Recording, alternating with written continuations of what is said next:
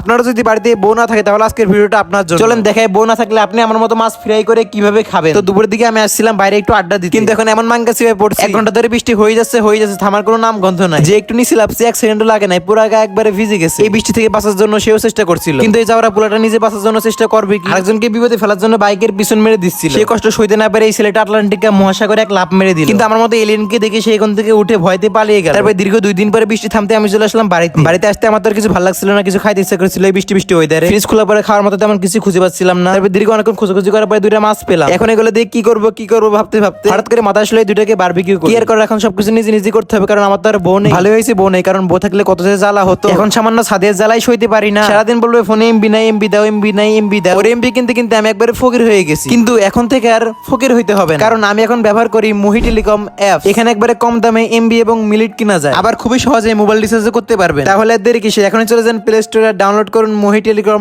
App. তো এই যে মাছটা মেরিনেট করার জন্য সস এবং সব ধরনের মশলা দিয়ে মাখাই নিচ্ছি। তারপরে মাখানো হয়ে গেলে আধা ঘন্টার জন্য মেরিনেট করে রেখে আমি নাকি তেল দিয়ে একটা ঘুম দিয়েছি। পুরি আল্লাহ খাইছি রে, 2 ঘন্টা হয়ে গেছে। তাড়াতাড়ি মাছটাকে টিকো ওভেনের এয়ার ফ্রায়ারে ফ্রাই করতে দিই। এই টিকো ওভেনের এয়ার ফ্রাই দিলে মাত্র 15 মিনিটের মধ্যে মাছ ফ্রাই হয়ে যাবে। হ্যাঁ দেখছো কি জন্য আমার বউ লাগে না। যাই হোক, 15 মিনিট পরে আমাদের মাছটা একবারে ফ্রাই হয়ে গেছে। কি বলবো, দেখতে এতটা ক্রিসপি লাগছিল, জাস্ট ওয়াও। এই তোমরা কিন্তু এটার দিকে চোখ দিও না, পারলে কষ্ট করে নিজে বাসায় বানাই খাও। তো চলেন এটা এখন ট্রাই করা যাক, খেতে কেমন হয়েছে। প্রথম তো একবার খাওয়ার পরে ভালোই লাগছিল, কিন্তু পরে এবার মুখে দেওয়ার পরে আমার অবস্থা পুরো খারাপ হয়ে গেছে। এত পরিমাণ লবণ হয়ে গেছিল বলার বাইরে।